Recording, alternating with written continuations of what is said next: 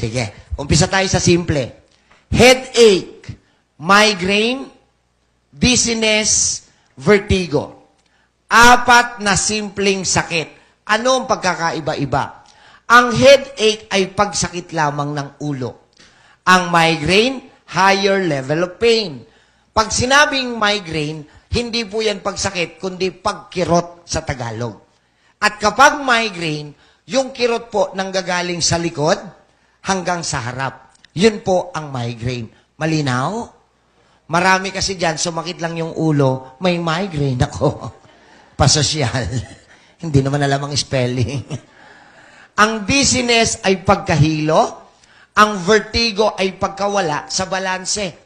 Nakatayo ka lang, pero ang feeling mo, nagsusway-sway ka. Na off balance. Sa Tagalog, nalulula. Sa science, vertigo po yon. Isa lang ang pinagmulan ng 4 na sakit na to. Ano yon? Hindi ka nakaka-consume ng 8 glasses of water araw-araw. Period. Ang tamang sukat ng isang basong tubig dapat ay 330 ml. Gusto niyo bang matutunan yan? Are you sure? Ang katawan ng tao po yan, ano ho? Tanggalin ko to. May buntot eh. Ang katawan ng tao, 70% tubig ang laman. Yan yung normal level ng katawan natin. Ang ulo natin, brain, ang utak natin, almost 80% tubig din ang laman. Okay? Every time na magsasalita po tayo, bumabagsak po yung water level sa katawan natin. Bakit?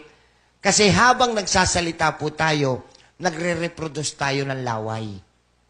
Kaya yung mga chismosa, alam na, ano? Sumasakit ang ulo nila, buti nga.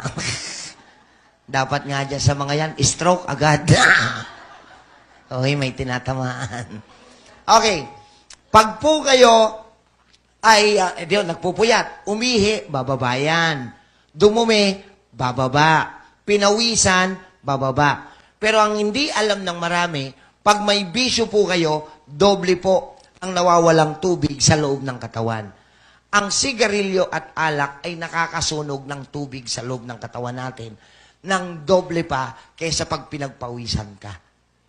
Pag nagpupuyat po kayo, doble din po yung natutuyot na tubig. Okay?